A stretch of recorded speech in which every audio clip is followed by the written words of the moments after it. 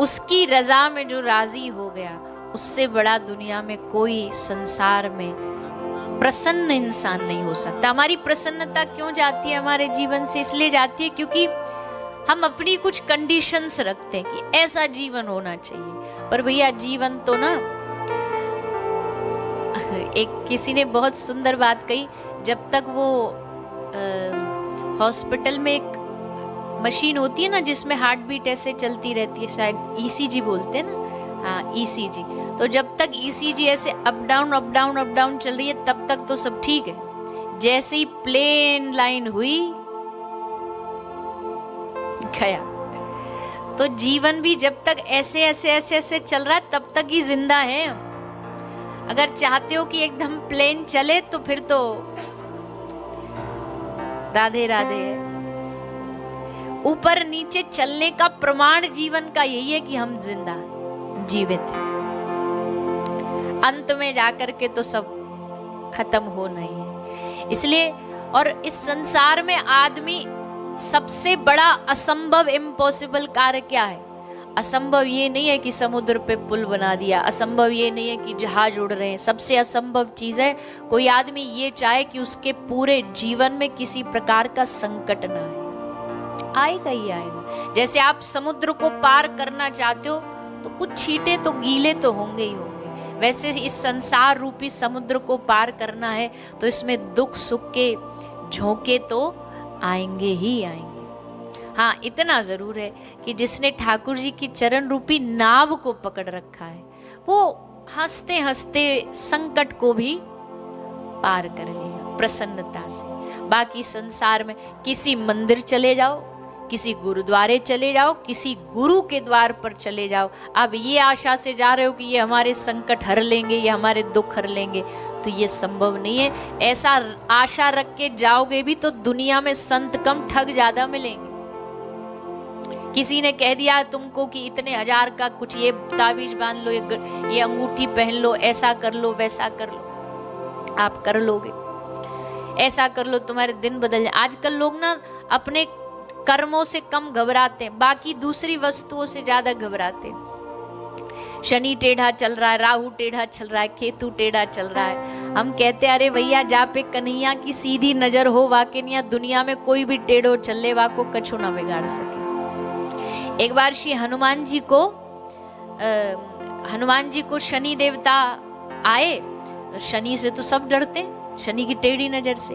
तो हनुमान जी के पास शनि देवता आए, बहुत प्रसिद्ध कथा है। तो हनुमान जी बोले भैया क्यों आए हो? बोले हम तुम पे चढ़ने आए, मतलब तुम्हारे जीवन में शनि का कुछ काल आने वाला है इसलिए आए। हनुमान जी बोले भैया देखो हम तुम्हारी भलाई के लिए कह रहे हैं, हम पर ना चढ़ो, हमारा कुछ ना बिगड़ेगा पर तुम रोगे। शनि देवता बोला ऐसे कैसे, सबरी दुनिया हमसे डरती है। हनुमान जी बोले ठीक है तो आ जाओ पकड़ लो हमारी पूंछ।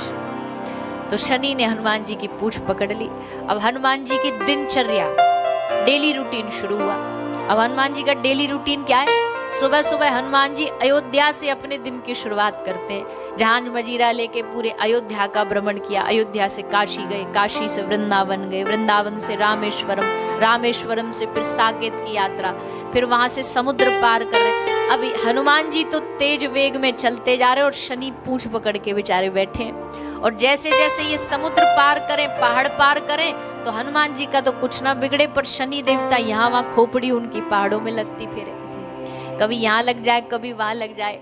और पूरे ब्रह्मांड का हनुमान जी चक्कर लगा के जब तक शाम तक शाम तक अपने अयोध्या पहुंचे तब तक हनुमान जी को तो कुछ नहीं हो, पर शनि देवता की हार्ट बीट बढ़ गई।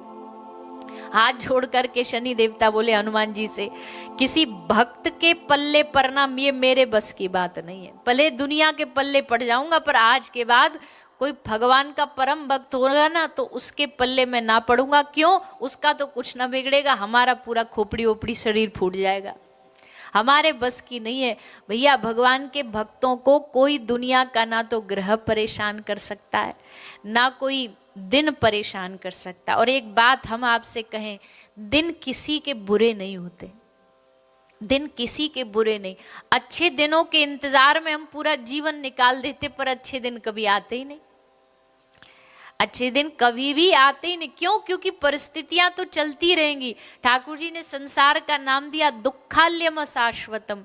यहाँ दुख के थपेड़े पड़ते रहेंगे। एक ही काम हो सकता है, जो जैसा है उसमें आनंद में रहे, प्रसन्न रहे, ठाकुर जी की याद में रहे। बस भगवान की याद में रहेगा तो सब संकट भी आसानी से उसे निकलते हुए नजर आएंगे। तो ऐसे आनंद कंद भगवान, एक को पकड़ने से सबकी सेवा पूजा अपने आप हो जाती है। ब्रज के लोगों ने, ब्रजवासियों ने कोई पूजा पद्धति नहीं जानी, पर ब्रज के लोगों ने एक कृष्ण से अपना मन लगा लिया, प्रेम लगा लिया। उसके कारण ब्रजवासियों की भक्ति को विश्व में सबसे श्रेष्ठ माना गया है। ठाकुर जी का प्रागट्य हुआ, सबने खूब आनंद लिया, गाए नाचे, उत्सव मनाया।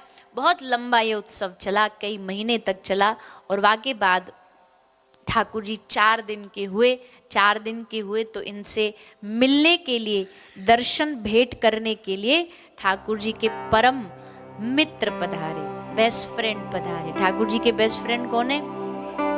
शंभो महादेव। महादेव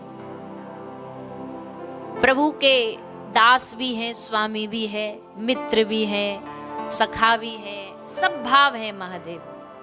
तो वो महादेव ने सोचा चलो आज ठाकुर जी के दर्शन कराते। हर अवतार में आते हैं महादेव दर्शन करने, और हर अवतार में इनको एंट्री नहीं मिलती, क्योंकि रूप ऐसा अवघड़ रूप है कि देख करके बड़े बड़े हाँफ जाए, बड़े बड़े हैरान हो जाए। और इनको कहा भी, पार्वती जी कह रही कहाँ जा रहे हो? बोले लाल जी का दर्शन करने जा रहे। पार्वती जी बोली रूप देखा है अपना? अरे जच्चा बच्चा 5-7 दिन के तो हैं, अभी 4-5 दिन के तो हैं, कौन तुम्हें भीतर घुसने देगा? नहीं, कोई दूसरा रूप बदल के ये सांप वगैरह सब उतार के जाओ। महादेव को थोड़ी देर के लिए महादेव का भी दिमाग पलट गया। हाँ ठीक कह रही है पार्वती जी। ये अपना कॉस्ट्यूम चेंज करने लगे, इतने में इनके गले में पड़ा हुआ एक सांप फुसफुसाया। महादेव एक प्रार्थना करे। महादेव ने कहा बोले प्रभु छोटी मुंह बड़ी बात है, पर हमने सुना है भगवान के सामने जैसे हो वैसे ही जाना चाहिए, बनावटी बन के नहीं जाना चाहिए। महादेव बोले ओ ये बोली पते की बात। बोले महादेव आप अपने ब्याह में ना बदले तो अब क्यों बदल रहे हो? महादेव को खूब समझाया इनके ब्याह में देवगणों ने कि महादेव आज तो शादी है, आज तो दुल्हा हो, कम से कम आज तो दुल्हा की कॉस्ट्यूम पहन लो। महादेव बोले जाए अपनी छोरी देनी है ऐसे ही दे, हम ना बदलेंगे। बोले कम से कम सेहरा बांध लो। बोले ना सेहरा की जरूरत नहीं, जटाएं इतनी बड़ी है वही गोल गोल बांध लेंगे। बोले घोड़ी पे तो बैठ लो। बोले घोड़ी की जरूरत नहीं, नंदी पे ही बैठेंगे। और नंदी पे भी कैसे बैठे? सीधे ना उल्टे बैठे, उल्टा मुंह करके नंदी पे बैठ गए। देवगण चले, महादेव की बारात चली। अब देवताओं को थोड़ा ने इंसल्ट फील होने लगा। बोले अरे अच्छा ऐसा दूल्हा जाए तो दूल्हे की तो पूछो नहीं, बारातियों की भी पूछ नहीं होगी, कोई रोटी पानी भी ना पूछेगा। तो देवताओं ने बड़ा दिमाग लगाया कि महादेव पहुंचे उससे पहले, दूल्हा से पहले हम पहुंच जाते, पहले खा पी लेंगे, क्योंकि दूल्हा पहुंचने के बाद तो हम डंडों से भगाए जाएंगे, पहले पहुंच जाते हैं। तो सब देवता छोड़ के भाग गए बेचारे। महादेव जी दूल्हा अकेला रह गया। महादेव ने कहा अच्छा हमको धोखा दोगे, पर चिंता ना करो हमारे पास भी कोई कमी थोड़ी है। एक डमरू बजाया, और जैसे डमरू बजाया सारे विश्व के जितने शमशान भूमि के जितने भूत प्रेत सब महादेव की बारात में आ गए। अच्छा कैसी बारात है? कोई मुखहीन विपुल मुख का हो। बारात ऐसी है किसी का मुंह ही नहीं है। अब सोचो सामने बिना मुंह वाला आपसे आकर के पूछे कैसे हो, तो आदमी तो वैसे डर के भग जाए।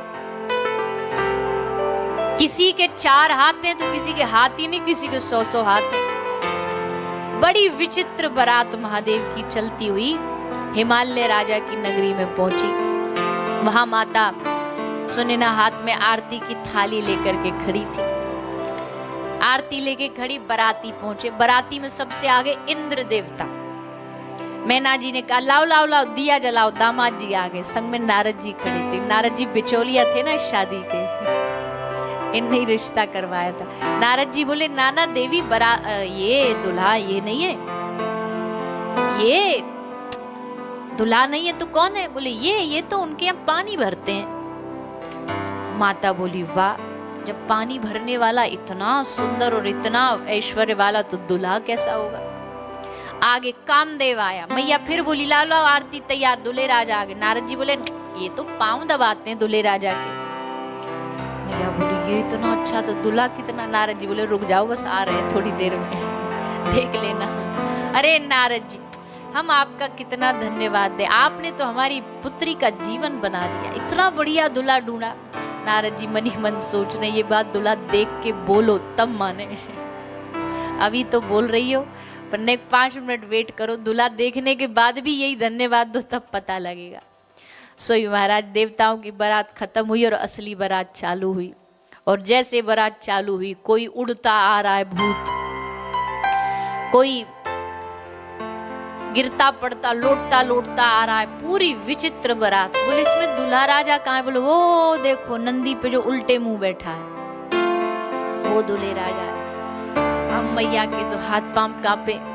दूल्हे राजा उतर के आए और जैसे उतर के सामने मैया के खड़े हुए, आरती की थाली हाथ में थी पर गले में सर्प मुंडों की माला भस्म देख करके मैया की हाथ की थाली छूट गई। मैया मूर्छित होकर के बेहोश होकर के गिर पड़ी। अब महादेव ऐसे देखे, साइड वाले से पूछे ये देवी कौन है? बोले देवी नहीं है, ये आपकी सास है। अच्छा, इनको हुआ क्या है? बोले हुआ कुछ नहीं, आपको देख के घबरा गई है। पानी लाओ पानी लाओ। पानी लाए, पानी छिड़का, देवी जगी। और जब देवी जगी तो जगते ही उनने एक ही प्रश्न किया, ये नारद कहाँ है? नारद को ढूंढो। नारद जी तो पहले ही गायब। नारद जी को पता था जब तक असली दूल्हा आए तुम यहाँ से निकल लो, नहीं तो गाली तुम्हें ही पड़ेगी। पर फिर आए, आकर के नारद जी ने समझाया स्वरूप पे ना जाओ, ये स्वरूप में भरे औघड़ दानी है, लेकिन इनका स्वभाव कर्पूर गौरम करुणावतारम। ये दोनों एकदम ऑपोजिट चीजें हैं। संहार का देवता कभी भी करुणा से भरा नहीं हो सकता। जिसको संहार का काम दिया हो विश्व का, उसका स्वभाव कैसा? करुणा अवतार। महादेव करुणा से भरे हैं, दिखने में बड़े रौद्र रूप है। तीसरा नेत्र खुल जाए तो बस महाराज। एक बहुत प्राचीन दृष्टांत है, कोई शास्त्र का नहीं है, ऐसे ही दृष्टांत सुनाते हैं कि महादेव की मंदिर में एक चोर गया, चोरी करता करता। अब चोरी करनी तो उसे कहीं अच्छी जगह पड़ती, पर रात को कहीं उसका मौका बना ही नहीं। अंत में शिवालय पहुंचा, शिवालय में जाके देखा, अरे भैया मन में बड़ा दुख लगा, कम से कम राम जी का मंदिर होता, कृष्ण मंदिर होता तो कुछ तो बढ़िया मिल जाता। महादेव के शिवलिंग में बताओ क्या मिलेगा? राम जी के मंदिर में जाते तो कम से कम धनुष बाण मिल जाता, भगवान कृष्ण की क्या पता चांदी बांसुरी मिल जाती। महादेव के पास तो कुछ नहीं। तो ऐसे लेफ्ट राइट देखता, ढूंढता ढूंढता उसने देखा शिवलिंग के ऊपर एक घंटी लटकी। बोले चलो कम से कम यही ले लेते, यही उतार लेते। अब उतारे कैसे? उतारने के लिए कोई टेबल कुर्सी ढूंढी, न मिली। कुछ ना मिला तो बोला महादेव की शिवलिंग पे चढ़ के घंटी उतारने लगा। महादेव की शिवलिंग पे चढ़ के घंटी उतारी, सो इतने में ही महादेव शंभु प्रकट हो गए। प्रकट हुए, अब ये थर थर कांपे कि आज तीसरी आंख तुझ पे ही खुलेगी और तू भस्म होगा। पर महादेव ने पकड़ के इसको गले से लगा लिया। बोले हम तुझ पे बड़े प्रसन्न हैं। बोला काहे को प्रसन्न है, हमने तो गलती करी। बोले ना ना हम प्रसन्न है। बोले क्यों प्रसन्न है? बोले दुनिया के लोग हम पे दूध चढ़ाते हैं, पानी चढ़ाते हैं, कोई मिश्री चनौरी चढ़ाता, बेलपत्र चढ़ाता, तू पहला भक्त है जो पूरा की पूरा ही चढ़ गया हम पे। तेरा तुझको अर्पण क्या लागे मेरा, कहते हैं लोग, पर तूने तो सब चढ़ा दिया, तन मन धन सब तेरा, तो तन भी दे दिया। ऐसा अब देखो, हमने पहले ही कहा ये कोई शास्त्र की कथा नहीं है, भाव की कथा है। अब कोई कल को जाकर के ये ट्राई कर ले और कहे कि देखो वीडियो में रिकॉर्ड है, इन्होंने बोला था कि उससे महादेव प्रसन्न हो जाते, तुम्हें तो फांसी होगी, हमें और ज्यादा होगी। तो ये तो भक्त की भावना थी तो प्रसन्न हो गए। हर चीज में कॉपी थोड़ी चलती है। तो महादेव बड़े करुणा से करुणा के भंडार है वो महादेव आज लाल जी का दर्शन करने पधारे। मैया ने जैसे देखा छोटो सो लाला, और छोटो सो लाला मैया के आंगन में सो रहे हैं, खूब लाड़ लड़ा रही थी। महादेव ने आके भिक्षा मांगी और भिक्षा में मांगा लाल जी के दर्शन। पहले तो मैया ने खूब नाटक करी, बोला हम नहीं कराएंगे, और नाटक क्या सही भी है। ऐसा रूप देख करके मैया डरब गई, मैया को लगो डर। मैया बोली ना ना बाबा हम पे ना होगो, हम पे दर्शन ना कराए जाएगो। बाबा बोले मैया तू ना सुनेगी तो हम ठाकुर जी से अर्जी लगाएंगे। और ठाकुर जी से अर्जी लगाई, अर्जी पास हुई और ठाकुर जी ने मिलन के लिए एक लीला चालू करी। क्या लीला करी?